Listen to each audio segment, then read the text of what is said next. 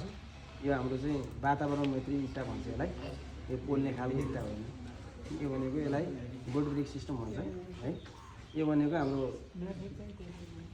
हाम्रो स्थानीय स्तरको एकदम कच्चा पदार्थबाट हाम्रो यही उत्पादित कच्चा पदार्थबाट चाहिँ यो हामीले चाहिँ ब्रेक निकाल्ने गर्छौँ है फर्स्टमा भनेको अब यो माटो अब हामीले माटो डम्पिङ गर्छौँ त्यसपछि माटोलाई फर्स्टमा यो लिएर छ यहाँबाट हामीले चाहिँ माटो चाहिँ छान्ने काम हुन्छ माटो छानेर यो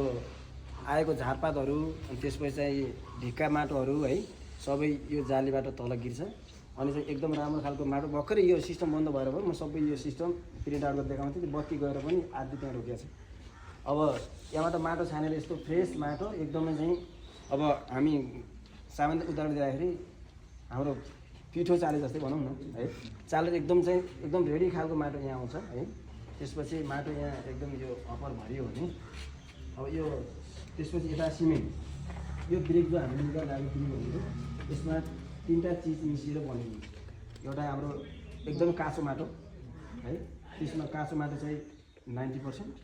अनि त्यसपछि सिमेन्ट चाहिँ 9.8 र चाहिँ बाँकी चाहिँ केमिकल यसलाई एकदम कम्पेयर गर्नलाई अर्थात् यसलाई जस्तै हाम्रो उदाहरणको लागि घर ढलान गर्दाखेरि त सिमेन्ट गिटी बालुवा नै प्रयोग गरेकै हुन्छौँ तर पनि चाँडो सर्ट गर्नलाई अर्थात् त्यसलाई कम्पेयर गर्नलाई केमिकल युज गर्छौँ नि घरको ढलान गर्दाखेरि त्यसै यसमा हामीले चाहिँ 0.2% चाहिँ हामीले केमिकल गरेर 100% चाहिँ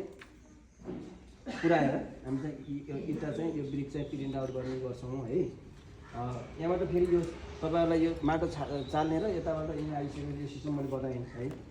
त्यसपछि यो अटोमेटिक सबै यहाँदेखि तल सबै ऊ हाम्रो प्यानल छ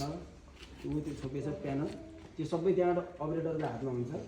यो माटो तल खसाल्ने यताबाट सिमेन्ट तान्ने सबै काम अनि यताबाट चाहिँ यो माटो तयार भयो भने यो माटो तल झर्छ त्यहाँबाट सर्व तानेर चाहिँ त्यो मिक्सचर जो यहाँ छ नि बिचमा मिक्सचर तपाईँहरूले देखाउँछु मैले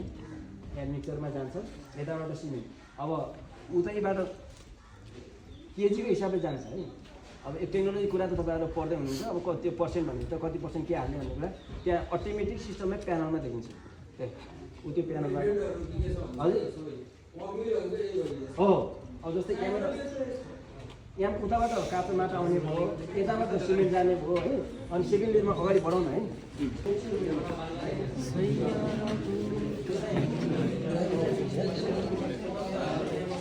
पानी आएर यसको मात्रा चाहिँ पानी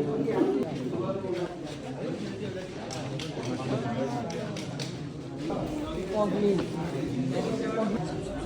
मोबाइल चलाए जस्तै सिस्टम